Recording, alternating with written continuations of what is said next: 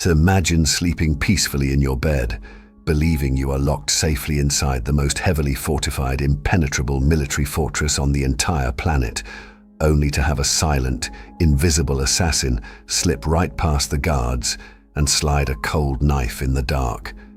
That is exactly what happened to the pride of the British Royal Navy on a freezing October night in 1939. In what is still considered one of the most humiliating, shocking, and flawlessly executed military black operations in all of naval history, a single German U-boat managed to penetrate the absolute heart of the British naval empire, a supposedly untouchable sanctuary, to slaughter over 800 sleeping men. How did one lone submarine completely shatter the myth of British naval supremacy in the very first weeks of the Second World War? Welcome back to the library, my friends. Please come in, shake off the cold, and take a seat by the warm fire. Tonight we are delving into a story of incredible audacity, catastrophic complacency, and a waking nightmare that unfolded in the pitch-black waters of Scotland. We are looking at the disaster at Scapa Flow, the night Günther Prien and his U-47 humiliated the most powerful navy on Earth. To understand the sheer jaw-dropping scale of this infiltration, you must first understand what Scapa Flow actually represented to the British Empire. Located in the remote, windswept, bitterly cold Orkney Islands off the northernmost coast of Scotland, Scapa Flow was not just a naval harbour. It was the ultimate mythical fortress of the Royal Navy's mighty home fleet. It is a massive body of water naturally enclosed by a ring of rugged islands, acting as an impregnable shield against the open ocean. During the First World War, the entire surrendered German high seas fleet had been interned and ultimately scuttled there. Now, as the Second World War had barely just begun during the strange, quiet period known as the Phoney War, the British Admiralty felt supremely confident that their greatest warships were completely safe within its deep, swirling waters. The newly appointed First Lord of the Admiralty, Winston Churchill, believed the base was totally secure. The entrances between the islands were fiercely guarded by rapid-fire shore batteries, thick anti-submarine nets, sea mines, and deliberately sunken merchant ships known as blockships. These blockships created a treacherous, jagged maze of sunken steel that was considered absolutely impossible for any enemy submarine to navigate. But over in Germany, the brilliant, calculating, and ruthless commander of the German U-boat fleet, Commodore Karl Dönitz, saw a rare opportunity to deliver a devastating psychological blow to the British before the war had even fully escalated. Aerial reconnaissance photographs taken by high-flying Luftwaffe spy planes had spotted what they believed to be a tiny, incredibly dangerous flaw in the British defences. On the far eastern side of Scapa Flow, in a narrow, rushing tidal channel known as Kirk Sound, the blockships did not perfectly overlap. There was a tiny, terrifyingly narrow gap, barely wide enough for a submarine, heavily guarded by vicious riptides and swirling, violent currents. Dönitz needed a man with ice in his veins, a captain crazy enough to attempt what the entire naval world believed was a definitive suicide mission. He found that man in Lieutenant Günther Prien, the young, intensely focused and highly skilled commander of U-47. Prien was given the mission in the utmost secrecy, and legend has it that he spent days agonizing over the complex tidal charts, knowing that even a slight miscalculation of the current meant being crushed against the sunken blockships or swept directly into the waiting guns of the British shore batteries. On the night of October 13th, 1939, under the heavy cover of a moonless, pitch-black sky, U-47 silently approached the jagged, unforgiving coast of the Orkney Islands. The tension inside the cramped, sweating, oil-smelling steel tube of the submarine must have been absolutely suffocating. The crew had been ordered into strict, complete silence. Boots were taken off, whispers were forbidden because a dropped wrench could mean instant detection and certain death. As Prien carefully steered his submarine into the terrifyingly narrow, rushing waters of Kirk Sound, riding the massive, surging flood tide that was meant to sweep him through the tiny gap, the unthinkable happened. The dark, heavy Scottish sky suddenly erupted in a blinding, ghostly display of the aurora borealis, the northern lights. The entire harbour was suddenly illuminated in an eerie, shimmering green glow, entirely stripping away their precious cover of darkness. Priam was suddenly completely exposed, drifting directly past the silent, looming houses of the sleeping Scottish villagers on the shore, passing so agonizingly close that the German sailors later claimed they could clearly see the wheels of a bicycle parked against a stone wall. The violent current suddenly grabbed the submarine, spinning it wildly out of control, and with a horrifying, metal-rending screech, the steel hull of U-47 scraped violently against the rusted anchor cable of a sunken British blockship. The entire German crew held their breath in terror, waiting for the devastating explosion of a depth charge or the blinding, revealing glare of a British searchlight. But nothing happened. The British watchmen were fast asleep, completely lulled into a false sense of absolute security. Against all conceivable odds, the lone wolf had just slipped perfectly through the iron gates and was now silently gliding in the deep, dark, entirely unprotected waters of the Lion's Den. The absolute silence inside the massive, supposedly impenetrable basin of Scapa Flow was deafening to the tense German crew of U-47. Commodore Karl Dönitz's intelligence had promised them a harbour packed hull to hull with the pride of the British home fleet, a target-rich environment where every torpedo would find a battleship. But as Lieutenant Gunther Prien scanned the dark horizon through his attack periscope, sweeping back and forth across the vast, empty anchorage, a cold dread began to wash over him. The harbour was empty. Unbeknownst to the German High Command, the British Admiralty had grown paranoid about Luftwaffe air raids and had dispersed the majority of their most valuable heavy cruisers and battleships to safer, more remote ports just days before. Prien had navigated the most dangerous, suicidal naval choke point on Earth, risking his entire crew, only to find an empty bathtub.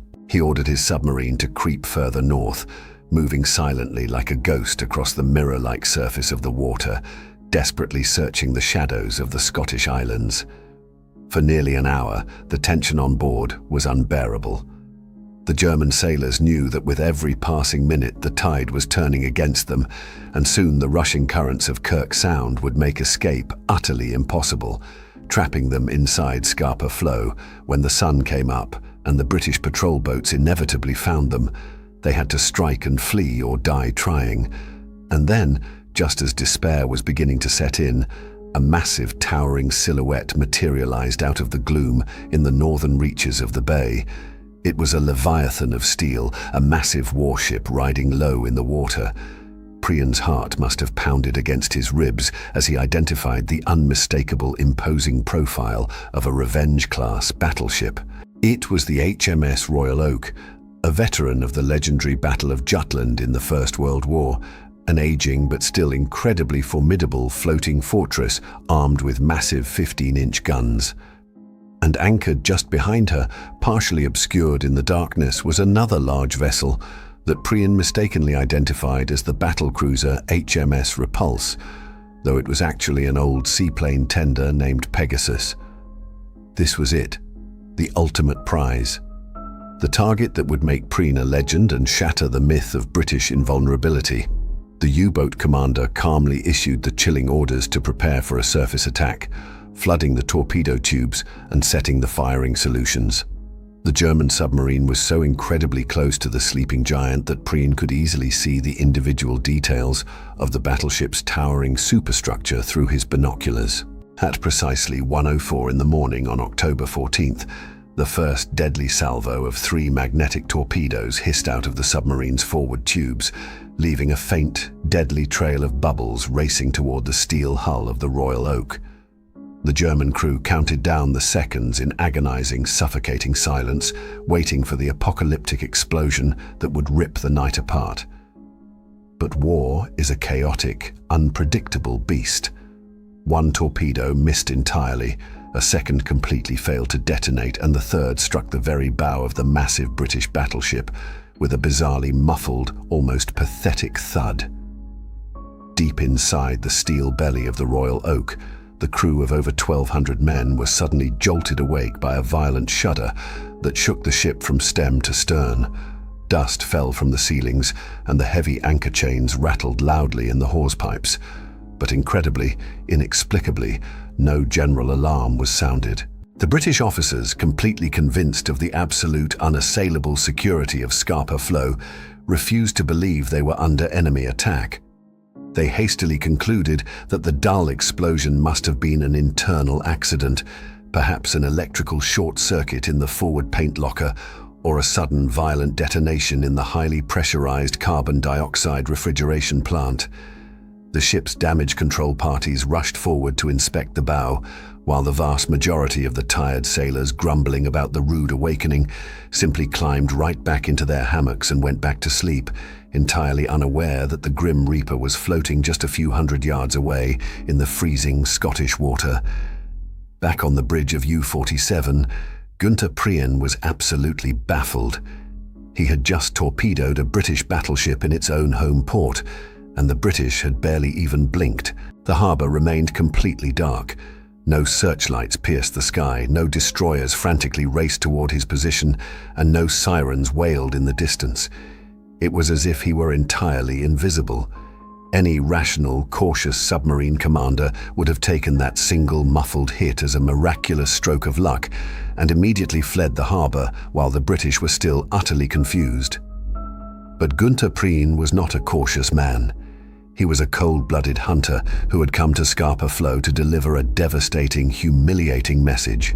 In a display of sheer, terrifying audacity, Prien ordered his crew to stay exactly where they were, right in the middle of the British naval base, and manually reload the forward torpedo tubes. It was an agonizingly slow, back-breaking process that took nearly 20 terrifying minutes, hauling the massive, greasy steel torpedoes from the storage racks and sliding them into the brass tubes, while the oblivious British sailors on the Royal Oak slept right through their final moments on Earth. What happens when over 800 men are violently thrown from their warm beds into a freezing, pitch-black sea of burning oil without a single moment of warning? At precisely 1:16 in the morning, after agonizing minutes of manually reloading his steel tubes right in the middle of the British Home Fleet's most sacred sanctuary, Lieutenant Gunther Prien finally unleashed hell. A second devastating salvo of 3 magnetic torpedoes tore through the icy waters of Scapa Flow, and this time there would be no misfires, no muffled thuds, and absolutely no ignoring the apocalypse that followed. The torpedoes struck the mighty HMS Royal Oak squarely midships, directly beneath her heavily armoured hull, igniting her massive cordite magazines in a fraction of a second. The resulting explosion was a cataclysmic, world-ending eruption of fire and twisted steel that instantly illuminated the entire Scottish harbour in a terrifying, blinding flash of orange and white. A massive column of boiling water, shredded metal, and pulverized machinery was blasted higher than the battleship's towering mast, and the concussive shockwave was so incredibly violent that it completely shattered windows in the sleeping coastal villages miles away. Deep inside the crippled Leviathan, the lights instantly failed, plunging the horrified, panicking British sailors into absolute suffocating darkness as thousands of tons of freezing seawater violently rushed into the gaping, jagged holes in her side. The great ship, a proud veteran of the First World War, did not even have the chance to fight back. She immediately began to list heavily to starboard, her massive 15-inch guns dipping grotesquely toward the boiling, oil-slicked water. It was a scene of unimaginable chaotic horror as men frantically scrambled blindly up tilting ladders, slipping on blood and seawater, desperately trying to reach the upper decks before the ship rolled completely over. But for the vast majority of the crew, hopelessly trapped deep within the labyrinth of the lower decks, there was absolutely no escape. In barely 13 minutes, 13 agonizingly short minutes, the majestic HMS Royal Oak capsized and slipped entirely beneath the freezing waves, taking 833 brave British sailors and boys down into the dark, crushing abyss with her. while the harbor finally erupted into frantic, belated chaos, with searchlights wildly slicing through the smoke-filled sky and destroyers desperately dropping depth charges at completely imaginary targets. The silent, invisible assassin was already making his daring escape. Priyan knew the tide had turned, and the rushing currents of Kirk Sound were now fiercely fighting against his submarine, threatening to smash U-47 against the very same sunken blockships he had barely bypassed earlier. Pushing his diesel engines to their absolute maximum limit, the German submarine fought a desperate, terrifying battle against the swirling, violent sea, literally scraping its hull over the submerged obstacles as Priyan white-knuckled the periscope. By a sheer miracle of navigation and cold-blooded nerve, the lone wolf slipped back out into the open ocean, vanishing into the night, just as the British finally realized the true, horrifying scale of the disaster that had befallen them. When the devastating news finally reached London, the shockwave of humiliation and grief was absolutely seismic. Winston Churchill, who had so confidently assured the nation that Scapa Flow was an impenetrable fortress, was forced to stand before the House of Commons and admit that a single German U-boat had completely shattered the myth of British naval invulnerability in their own backyard. Even Churchill, in a moment of bitter, grudging honesty, was forced to publicly acknowledge the attack as a remarkable exploit of professional skill and daring. Günther Prien returned to Germany to a massive, roaring hero's welcome, personally receiving the Knight's Cross from Adolf Hitler himself, becoming an instant legendary propaganda icon. But here in the quiet warmth of our library, as we reflect on the incredible bravery of the attackers and the heartbreaking tragedy of the sleeping sailors who never woke up, we are left with a profoundly difficult question, one that forces us to separate the brutal reality of war from the politics that drive it.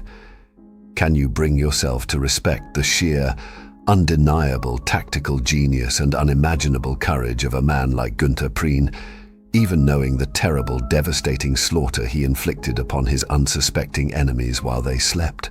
Is it possible to admire the brilliant execution of the soldier while completely despising the cause he fought for? I want you to look deep into the harsh realities of naval warfare and tell me exactly what you think down in the comments below. Let us have a respectful, thoughtful debate about this dark, incredibly complex chapter of our shared history. Thank you for joining me in the library tonight, my friends.